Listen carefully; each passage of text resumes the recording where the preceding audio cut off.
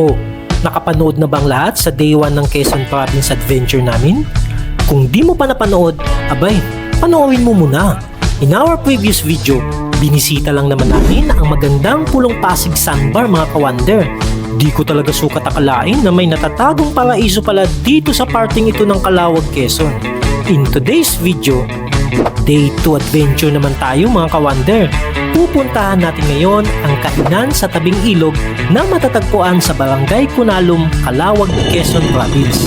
Actually, ito talaga ang kapartner ng dagat mga ka-wonder. Dahil kung kayo ay maliligo sa beach, ito ang perfect na lugar na pagbabanlawan dapat. Dito ko pala natikman ang masarap na chami. May videoke at bilyaran pa dito mga ka-wonder. Tsak na ma-enjoy ng buong pamilya ang pagpunta dito sa kainan sa tabing ilog. At pagsapit ng gabi mga ka-wonder, isa sa mga highlights ng pista sa Barangay Lagay ay ang pasayawan nila. Mapabata, binata, dalaga, matanda, may ngipin man o wala, sobrang game na game ang lahat sa pagsasayaw. Oh, akala nyo nakalimutan ko no? Yung gutuan sa Sariaya, my God! That is highly recommendable. Huwag na natin patagalin pa. Let's go!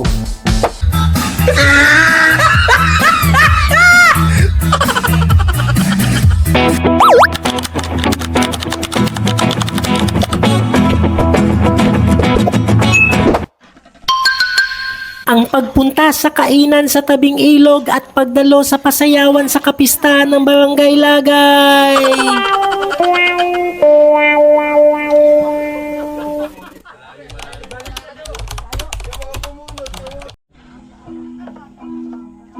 Papalamigin pa po yan, ano? Hello po kayo, Nay. Good morning. Alam nyo ba mga ka-wonder, ang kudkuran na ito ay isa sa mga tradisyonal na gamit sa pagkudkud ng niyog. Sa mga palengke ng malalaking syudad sa Pilipinas ay electric na ang gamit at libre na rin ang piga. Actually, may nabibili na nga rin ngayon na instant gata sa mga tindahan. Pero iba pa rin talaga ang sariwang niyog na sariling kudkud gaya nito. Napakasimple kung tingnan ito mga ka-wonder. Pero maraming mga kabataan, lalo na yung mga nasa syudad, ay di alam ang paggamit nito. Only time will tell na lang kung ito ay mawawala o mananatili pa rin lalo na dito sa mga probinsya. Ang breakfast namin ngayong umaga mga ka-wonder ay paklay o bopis ba ang tawag dito? Malambot na adobong pata ng baboy at ang natirang gatang pugita. Shoutout nga pala kay Kuya Ricky na masarap magluto.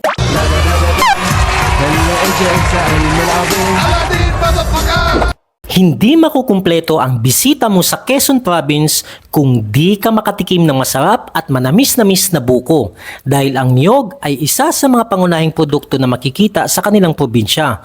At ito pa, may Indian mango pa pala sila dito kahit hindi na season ng manggang ito ngayong buwan ng August. Hayop ka talaga! Ang ganda mong lalaki!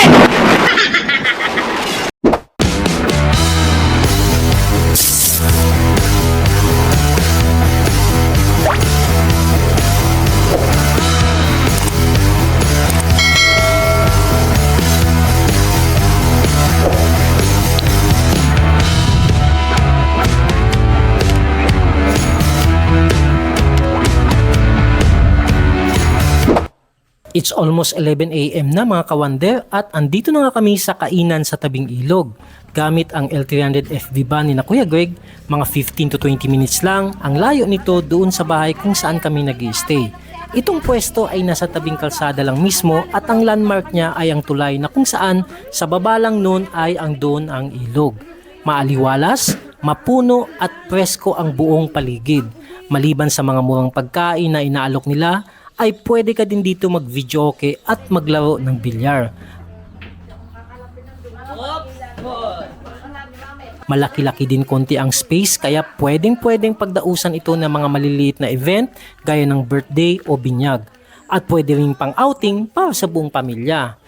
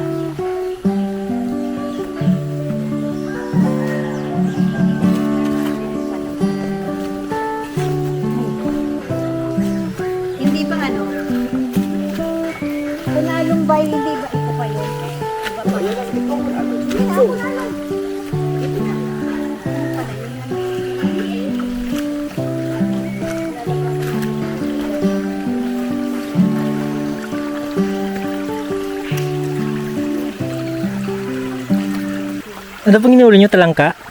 Kalabay po. May patingin dyan ako. Anong pangalan po? Kalampay? Kalapay. Kalapay. Alapay. Alapay. Ting. Kalapay. Ay, kimpi. Kempe. Kimpi ate. Kalapay, kempe. Ay, masarap igatayan. Oo. Masarap yung ano lang. Masarap yung may gata. Yung ano, Madami na po nauli sa ano nyo. Hindi. Ah, Nagkakan lang ako. short ay kasi ay baka pag ahong ko yung po tayo short. Hindi ate. Hindi. Ate mo pagtakot. mababaw lang siya. Dumi na rin nga yung short. Hindi, ano lang yan. Ay, malalim din no. Dito sa may banda oh. Ano yan? Mga dalawang lugang tako. Dalawang ano? Nyug. Dalawang nyug. Basta nakatumbang ngayon. Dalawang niyog pero hindi yung Hindi nakadiretso. dalawang buko lang. Tumba.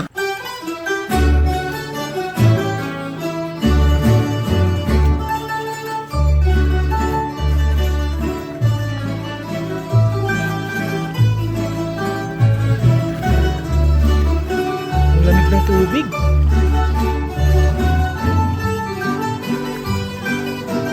Ayan mga ka-wonder napakalinis pa ng ilog na to. Medyo madumi nga lang siya dahil sa mga naglalaglagang mga dahon ng mga puno. Pero so far, pwede talaga siyang pagliguan.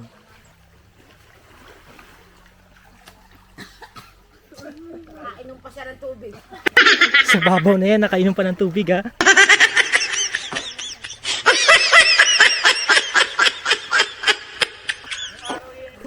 Paano ba inuuli yan? Lagyan ng net?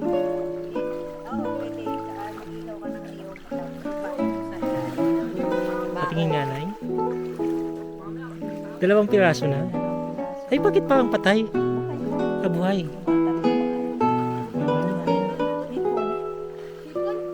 Yan ang masarap kainin at malinis yan dito sa ilog.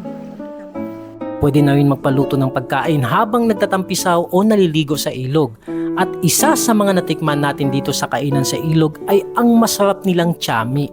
Chami. Kain.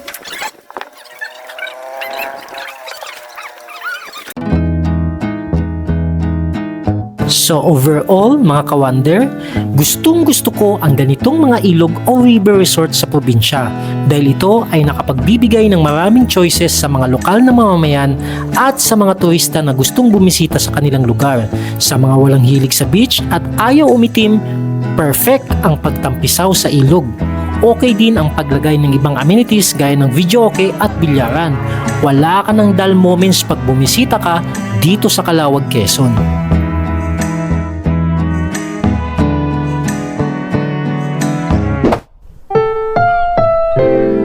Ang susunod na programa ay rated PG. Ito ay nangangailangan ng patnubay at gabay ng magulang para sa mga bata manonood.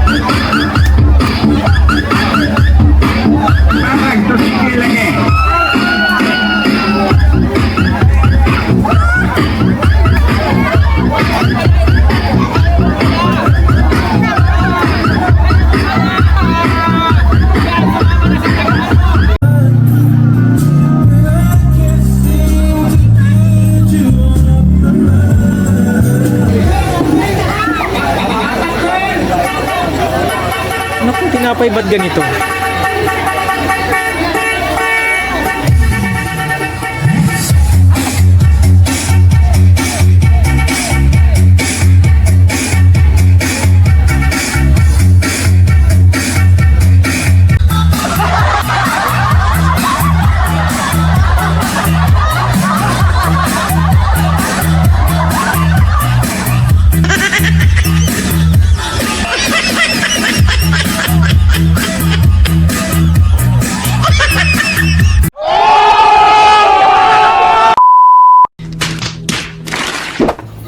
Anong masasabi mo dyan sa goto nila? 9 out of 10, 10. Na, grabe 10 talaga oh. High score. Mainit-init na goto.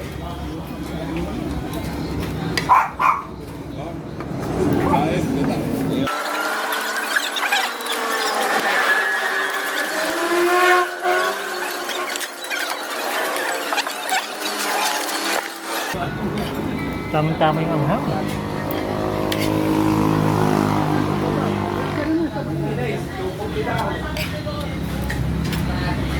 Panalo, ito masarap na goto. Score 1 to 10. 10. So, ito yung lugar mga ka-wonder, no? Kung mapadaan kayo dito, galing kayo ng Quezon Province o galing kayo ng Bicol, daanan nyo tong restaurant na to at nandito ang masarap nilang goto. Ang pangalan ng restaurant na to ay Kyle at Kyrie Eatery. Yan. Yan, may mga benta pa sila mga pasalubong dito. Napakasarap ng goto nila. Score 1 to 10. Highest is 10. 10, syempre. Ayan. May ibang branch pa ba kayo nito? Wala na. Masarap po yung goto ninyo. Bakit isang branch lang kayo? Dalhin nyo na yung goto nyo sa Maynila. Papatok yan dun sa mga tao. Oh. Malay nyo kayong maging sunod na Diwata goto overload. Diba? Approve yung goto. Masarap. Anong pangalan? Kay? Ano? Bakit basa ko Kylie? Ano yun? Kyle and Kyrie. Pinagpala. Ano bang ano to dito? Street address. Ito po ay barangay Sampaloc Road. Ha? Sampaloc Road. Sampaloc Road. Sampaloc 2. Sampaloc 2. Pagayake. Sariaya, Quezon. Ayan mga ka-wonder, kung mapadaan kayo dito, tikman yung pinakamasarap nilang goto. Score ko 1 to 10. 10 ang pinaka-highest. 11.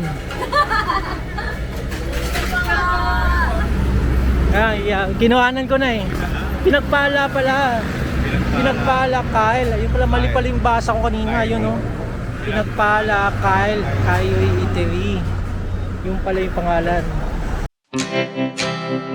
So finally, natapos rin natin ang Calawag, Quezon Province Adventure mga ka-wonder. Nabisita natin ang Pulong Pasig Sandbar, ang kainan sa tabing ilog, napanood natin ang masayang pasayawan at may bonus pang food trip recommendation na masarap na kainan ng goto dito sa Pinagpala Kyle Kyrie Eatery na matatagpuan sa Sampaloc 2, Sariaya, Quezon Province. So paano ba yan? Kita-kits na lang tayo ulit sa mga susunod pang adventures. Don't forget to like, share, and subscribe to our YouTube channel at mag-follow naman sa ating Facebook page.